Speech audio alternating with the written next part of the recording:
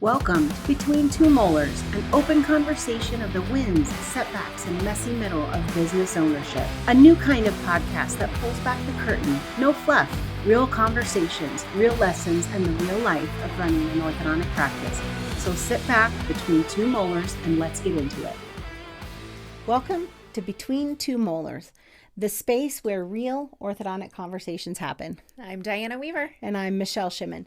Together, we're diving into real-life challenges, wisdom, and wins from inside orthodontic practices. So grab your coffee and let's get comfortable. It's time to talk between two molars. Yeah, this one might require a cocktail. We're talking about overhead today. This is a tough topic. Overhead overload and how we can find profit in the details. And I know that this is a weekly, if not daily, conversation that I'm having right now with practices, because we're continuing to see overhead skyrocket. Sure, cost of supplies are going up, but I think still coming off of overhead, we're still seeing that increase in staff expenses. And so this is a topic that we wanted to just put on the table and to really, I hope that each listener can understand that they're not alone in this journey. I know you can feel like you're alone on an island or you're in a unique situation, and you're not. It is a challenge right now with practices to really manage overhead and to keep it within a healthy percentage, so that your practice can still run very efficiently and effectively, but we can also add profitability in there as well. Can we start with talking about the staffing the payroll expense bucket first? Yeah. Because I don't know about you, but I'm seeing a lot of new hires or candidates that are coming through that are looking to have a very higher salary or wage than really what that role entails oftentimes. And I know that's different than when I started a long time ago, and I got so excited at my minimum wage of $5.25 when I started in orthodontics. My first paycheck was a whole $80. Good money. I know. It's making good money. I know, but nowadays individuals are looking to have a lot higher wage than really what we need to hire on at. Yeah. And how do we help support kind of the office managers and the doctors with making those decisions while still, not inhibiting those good candidates from coming through? Right. Because we do still want to attract and retain top talent. But to do that, I know that it's really important that we quantify what that value is going to bring the practice. So when we're talking about this type of scenario, I definitely ask and encourage the candidate to tell me what they feel they can bring to the practice. And I want that to also include increased revenue. Mm-hmm. And if they don't understand how those two are connected, I'm not sure that's going to be a candidate that will be able to influence or direct in that direction. That might be a candidate that's simply focused on wage. So from a hiring standpoint, in this overhead cost bucket, when we're talking to, let's say, it's easy to quantify that, right? With treatment coordinator role, with sometimes the clinical coordinator, it's maybe a little bit less quantifiable from a scheduling coordinator perspective on how to bring and contribute additional revenue. That I feel really centers around the patient experience. Mm-hmm. I contribute this because I know that wow experience is going to be greatly beneficial to increasing the patients coming into your practice. What about an OBS program? A leaky bucket OBS program as well. Mm-hmm. I mean, that's a perfect opportunity. Oftentimes, I want the treatment coordinators absolutely to manage OBS ready patients. Those are essentially pending patients. Mm-hmm. Oftentimes, it's not feasible for the treatment coordinator with the time, depending on how many patients a day they see and how many days a week they see patients. It's not feasible for them to also manage the growth and development patients. And it's a great opportunity for the scheduling coordinators and the front desk team to do that. And that is oftentimes a leaky bucket of revenue. So to be able to tighten up that program is a good opportunity with that as well. I know we're talking about staffing and overhead expenses right now. We'll talk a moment. We can tie it into, review processes and how we can develop team members that want to earn more. To produce more. But we have to be able to identify the other areas as well where we have leaks. We're just leaking money throughout the practice. And how can we tighten up those operations without losing morale with the team? It does circle back to the message that's delivered in this process, because oftentimes stress will come out when we have really high expenses and overhead. So whether it's from the doctor and whether it's from management or leadership team, it can be high stressful situations.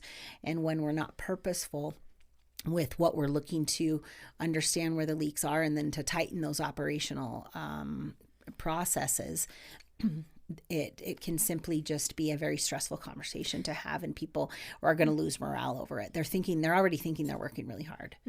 So it's important to really go back to the basics of, are you reading and looking at your P&Ls on a regular basis? Do you have somebody that you're collaborating with from a doctor standpoint? Do you have a coach and an advisor that you are looking at the different buckets and areas of opportunity within your business? I know that we do this on a regular basis, and in partnering with accounting firms even to evaluate what these overhead costs are. How do we not only pinpoint where we might be hyperinflated with the percentages, but really getting a strategy in place for how to lower that, whether that's, in changing the supply company that we've got our dental supplies through. I think ordering an inventory is a huge area and one of the fastest areas that we can make an impact on. When I was just recently working with a practice, they're making a lot of changes to really control overhead, which was really in a bad situation. And so as we've really made a lot of great impact in many areas, now we get to the area of ordering an inventory. And the one thing that we did was we put one person in charge. I know this sounds pretty common, but it's actually not. It's not. You might have one person that does order, but everybody's pulling tickets and tags and writing requests. And there were areas, there were two things specifically as an example that we identified that had been ordered in the last 6 months that have never been used. And it was, somebody thinking that they need a finger pumice cup. Right? Sorry. And so they ordered all these finger pumice cups because they're disposable. And the box they haven't even used them. And so if we think... because you can just hold them. Sorry. So if you think about how can we tighten up the necessities within the practice and not necessarily the luxuries, it really will add up quickly. And like I said, when we can channel the approval process, if you will, through one person, it allows us to plug those leaks a lot faster. I like the approval process because your pumice cups reminded me that I went into an office once where somebody had ordered 25,000 t-shirts. What? T-shirts. And I'm like, why do we have that many t-shirts? 25,000. Right. Because how, you might want to change what the logo is or your what colors. It looks like. Oh my, colors. yeah. It was a lot of t-shirts that were ordered. Sometimes it's really easy to spend somebody else's money. This is true.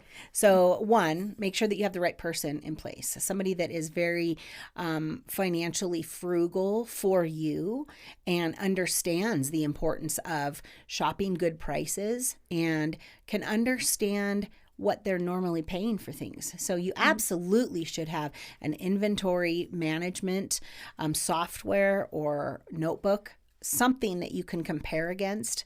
We love, the group shopping membership. Right. Those processes really do save a significant amount of money. And it's important to watch that, though. It's not just a one and done. Sign up and ensure that you want to still maintain and manage that you're getting the best prices with it. And make sure that you are not over ordering where you have this massive amount of inventory that is not necessary, but that you're not running out of things. Well, and on the subscription, buying platforms that you have, leveraging the opportunities for tech in that area, that's a wise money spend, Yeah, right? Because absolutely. in my Amazon cart, I can see what I've ordered. There are programs out there that do the comparison for you. Yep. And so you're not wasting a team member's time with having to dig through, the old Catalogs. giant catalogs. Yeah, right. Do they even still send the catalogs? I don't know. Yeah, they shouldn't, be using those for sure. There's definitely faster processes and protocols to be able to do. But that's part of assessing the workflows and making sure that you've got efficiencies within the workflows internally as well. And so we've talked about some, really great topics and how we can manage the overhead. And again, I think transparency and communication with team members about it, not simply saying we need to make more money or you guys need to work harder, recognizing that everybody's working really, really hard and helping the team to understand that we are overspending in areas that we just want to look to be more efficient for. Ooh, that overspending in areas really prompted Prompted, I'm gonna that's say a good prompted me to think the frequency in which you order can really increase your spending on how much money you're doing, right? You're doubling your shipping costs, your freight, all of that. Think of, I live outside of city limits. And so from a mom perspective, I go to the grocery store. I try to go once a week and we get groceries for our family, for all the meals. And we have a budget for this. But if I'm going every single day to get a dinner, think about how that adds to your budget. So much. Yeah, that was a perfect example, actually. And I know that it's talked a lot about the frequency of when ordering needs to happen. If you have clear, efficient processes and protocols around your ordering, it should facilitate ordering in bulk and not over ordering. And so you can see how all of those processes and topics are interrelated with that to create an efficient and profitable ordering and inventory system within the practice. There's really small operational tweaks that can make really big financial impacts and returns. Batching, like what you said, automation to help us to do that price comparison and shopping, and then specifically role clarity as well is an area that can do that and bring those profits. We talked earlier about subscription consumerism. Yes. And actually, I want us to look internally within the practices as well. Take a look at your credit cards and look at what subscriptions you are being charged for that you didn't even know you were being charged for. I'm going to need to look on my Apple account on my phone for my personal stuff as well. It happens. It happens very quickly, and we just overlook it. It's not something that is, on our radar and front of mind every day, but all of these areas can add up. And when we are aware of them and we assess them quarterly, biannually, we can make a really big impact on what that bottom line is with our practice, and we can minimize that overhead overload for sure. For sure. I did want to touch quickly, but we're going to do another segment. I promise you, we're going to do another segment on effective performance reviews with team members. Oh, let's do that. But if we have team members that are wanting to make more money, it's really important that we are developing a growth channel or strategy for them to be contributing more to the practice, making more money. Right? Because in our performance reviews, when team members say, I want to raise, the first thing I say is, what are you doing differently or better or more of than you did last year? Because the value was last year. What now is making you more valuable to the practice? And in the process that we do in our performance reviews and in our coaching, we really look to inspire team members to get excited about what they contribute and celebrating their growth from the previous years, and not being afraid to ask for what they need to grow better.